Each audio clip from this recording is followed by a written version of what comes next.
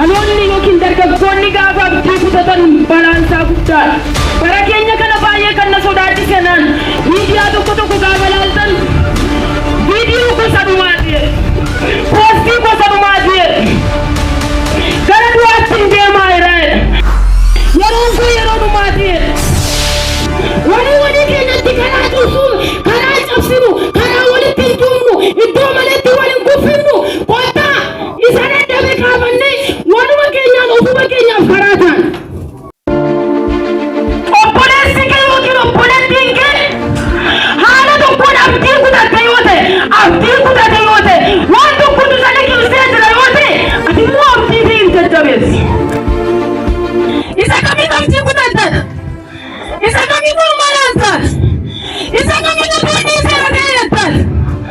Baqaniif bakka gooftaa wajjin jiraatti, bakka isa barbaadan deemu.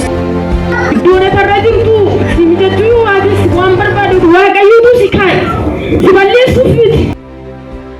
Waaqayyo warra isa barbaadatan, warra fuula isaa yaadan, yoo hundumaa warra isa eeggatanii obboleessa koo obboleettii koo haala kamiinuu haa ta'u, haala sitti hin tolleenis isa har'aa keessan badiin isa har'aa keessan soqqiin inni kun darbee boruun finni jira.